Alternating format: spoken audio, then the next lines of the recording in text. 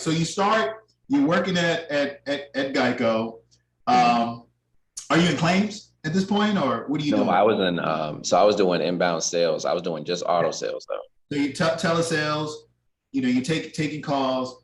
Um, how long were you there before you decided, hey, I need to make the shift? And what was the catalyst? Like, what was the moment where you're like, hey, I think I need to make some moves? Sure. So I was there maybe about 3 or 4 years. Okay. And I'd always been business minded again. So I actually pursued some other business ventures. I left Geico, pursued other business ventures, and that kind of opened and along with other business ventures, I got into outside sales. I had no idea. It was a whole new world exploring outside sales.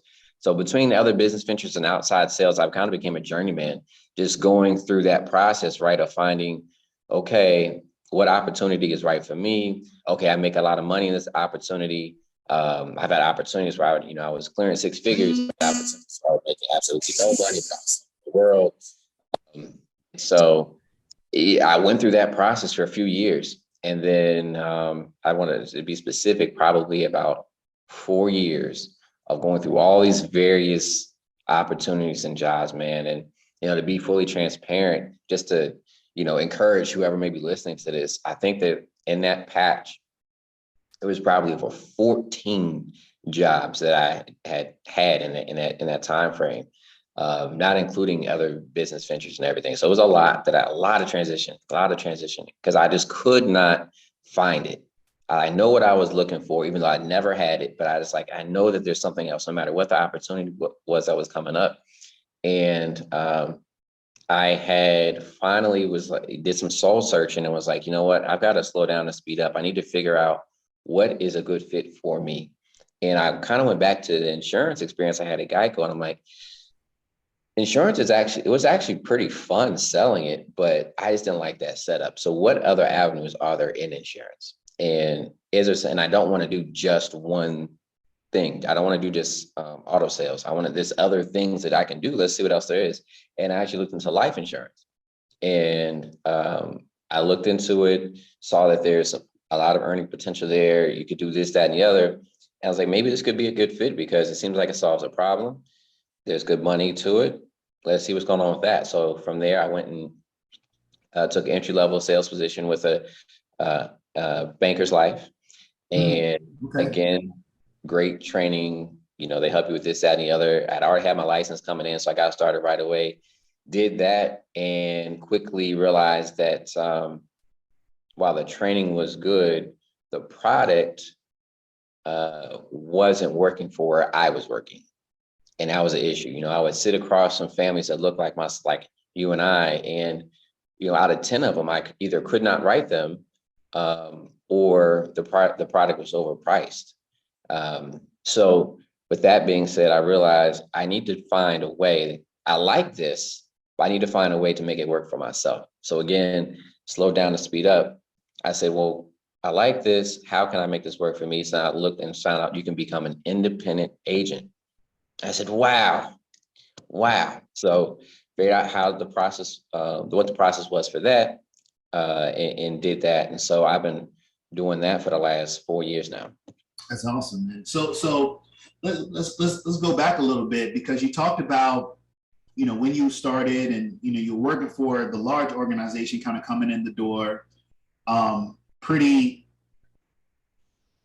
restricted on, what you could offer, what the conversations would be in that environment. So you were doing some other things. So you've always had an entrepreneurial spirit, right? From a child with the stickers, right? Even up to, working in the larger organization and, finding those, other kind of ancillary or, supplemental businesses to explore. I think that's important to note, because sometimes we undervalue our experiences and the skills and wisdom and lessons that they teach us. How do you feel that's contributed? How do you feel those experiences, like trying those different businesses, how do you feel like that's helped your success in this industry, and especially running your own agency now? I mean, all of it is because it was a lot of, I won't call them fails because I learned from all of them, Right. but I think all of those experience has helped me kind of fine tune and find out what I like, what I don't like, what are my strengths, what are my weaknesses. And through all of that, it also helped me visualize, where I want to serve, where do I want to focus. But I wouldn't have gotten to that, or at least not as quickly as I did, excuse me, unless I, went through that.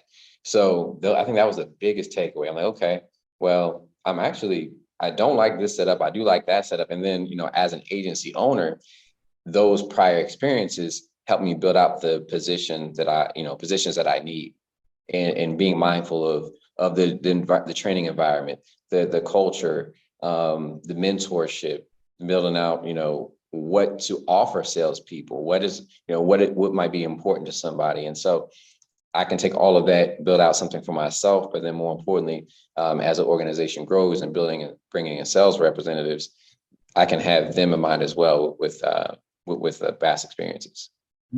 Yeah, absolutely, absolutely. The other piece, and maybe this is even an extension of that, but you had mentioned you started in the property and casualty world. So if you're in the telesales, you get property and casualty, but you also decided that you were going to do life insurance as well. And when you got with the carrier, you walked straight to the door with the license. So is that life license something that you went and did on your own, or is that something that you had with the corporation as well? Yeah, no, so the life license I did on my own, just because I knew once I decided that was the jump I was going to make. I went ahead and did it. And then from there, I said, I know I'll find somebody that I can partner with. Interestingly enough, it was right around the time my son was born. So I had no time to play. I was like, let me get this license knocked out so I can get started with somebody, because he's going to be here like tomorrow. So for you, right? I had to, I couldn't play with it. I had to jump on it. And if I was going to make that pivot, I needed to do it sooner rather than later. Yeah. And that's another, just kind of interesting point, because in a lot of cases, people kind of focus on one or the other, but you've been able to develop, expertise in, the property casualty world and in the life world and on the health side too, because you work with employees and employee benefits as well. Right. How has that process been for you? Is that something that you recommend? This is something that's dear to my heart, because we share those licenses in that way. So do you recommend that? Has that process been easy for you to manage, those different lines and make sure you're staying up on all of the relevant information? Is it something that you recommend to someone new? How just give me your thoughts on being, multi-market licensed. Yeah, no, I love that question, especially for the audience, man. So for me, I won't say it was necessarily easy, but I will say it wasn't. For one, I enjoy what I do, so it doesn't take a lot for me to go seek out new insurance information or go to be talking in insurance industries and other groups and things like that, and just constantly learning about being insurance. One of the things that I did learn from Geico, I had an amazing supervisor who actually unlocked a lot of potential in me, because he showed me the importance of tapping into sales at a professional level. And one of the things he said to me was, let me take a step back. I always thought sales was, for being a sales professional, was just dressing professionally. And he said, actually, there's so much more to that. A big part of being a sales professional is being an expert in your industry. And so one of the things that, so me coming into the industry, one of my first experiences was learning a lot about the industry itself. So in between calls at Geico, because the setup there, not to give out all their nuggets, but basically the better you perform, the busier you're going to be. So in the beginning, as you're getting good, you'll have more downtime. So you can spend that time on your phone, or if you want to become an expert, you're looking through company guidelines, you're reading insurance articles. And that's how I spent my time. So I was almost indoctrinated in the idea and the practice of learning about my industry. So that's how I brought into it. So that's how I always approach it. So the rest of my insurance experiences, I came at it the same way. So all the insurances that I sell today, for the most part, I actually was up under somebody at some point in time, learning the process and the product, the companies, the insurance regulations around that particular product. So when I went off on my own, I had already sold 80% of what I'm selling now through somebody else. And so I just pulled it all together. So for the new person, what I would suggest is, instead of doing everything at one time, especially if you're new to the industry, I would focus in on one, but be open to growing at the level you're comfortable to getting others. The ultimate goal is, yes, let's talk about getting to multiple lines, because it's going to be more beneficial for you, especially if you start talking about exit strategy. If you start talking about exit strategy, selling your agency, not every book of business is that marketable for somebody to come buy your agency if that's the goal. So just being as an agency owner, knowing that it would be in your best interest to stretch out across other lines, and being strategic in which lines you open yourself up to. But ultimately, yes, grow to that at what level makes sense to you. And I think that would be a great goal for end goal for every agency owner. Absolutely. Two things I want to pull from that conversation. I'm gonna go to my phone, and unless you know this right off, because there is a statistic dealing with something that you said. You said when you were starting during the downtime, you were taking that time to learn about the industry, right? And there's a statistic that says if you spend, I can't remember the exact, if you spend an hour a day, or it's something that says you'll become an expert in your field. Yeah. You know what I'm talking about, right? Yeah. If you spend 1 hour a day, you spend 1 hour a day, you'll be an expert. 1 hour a day reading on your field, you'll be an expert in 7 years. So you think about that. If you take